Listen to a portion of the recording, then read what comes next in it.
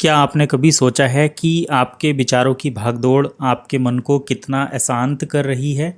हमारी ज़िंदगी में रोज़ाना कई सारी परेशानियां, रिश्ते और काम के दबाव दिमाग को उलझा देते हैं और हम उन चिंताओं को बार बार सोचते रहते हैं जिनसे हमें एक्चुअल में कोई फ़ायदा नहीं होता।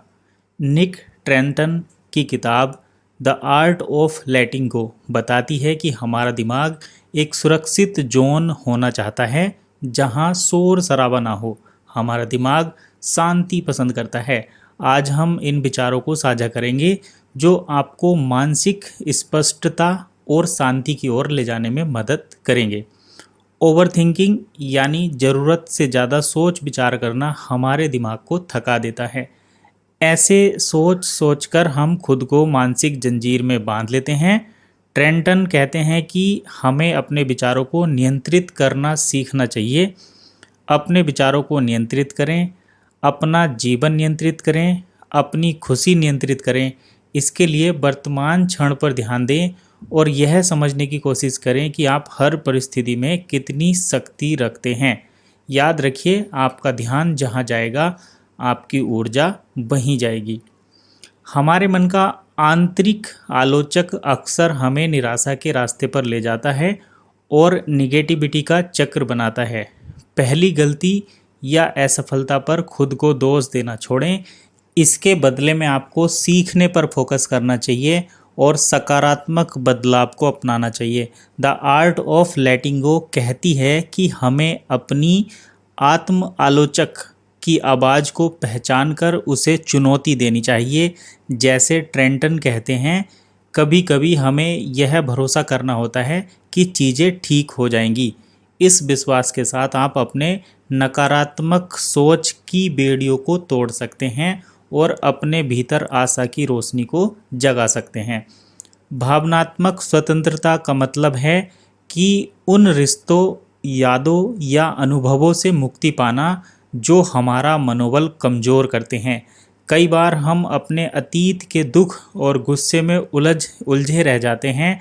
ट्रेंटन हमें सिखाते हैं कि क्षमा करना और अपनी कमजोरियों को स्वीकार करना, इससे मन को भारी करने वाली चीज़ें धीरे धीरे हल्की होने लगती हैं।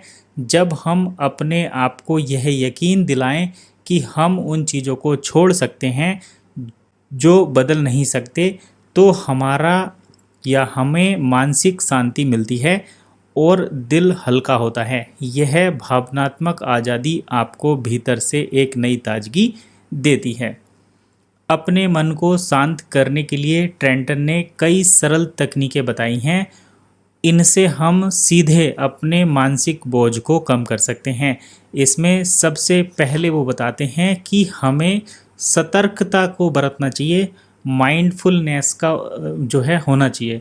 रोज़ाना कुछ समय ध्यान के लिए निकालें, मेडिटेशन करें, अपनी सांसों पर ध्यान लगाएं और हर पल को पूरी तरह महसूस करें। इससे आप अति चिंतन की स्थिति से बाहर आ सकते हैं, ओवर थिंकिंग से बाहर निकल सकते हैं।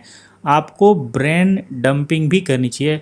नंबर 2, अपने सभी विचारों को कागज़ पर उतार दें। चिंता, डर या योजनाएं जो बार बार दिमाग में आती हैं, उन्हें लिखने से दिमाग हल्का होता है और आप स्पष्टता पा सकते हैं। आपको एक क्लैरिटी वहाँ से मिल सकती है। नंबर 3, आपको परिप्रेक्ष्य बदलना चाहिए। खुद को किसी परिस्थिति से अलग करके देखें, जैसे आप उसे कोई फिल्म का दृश्य समझकर देख रहे हों।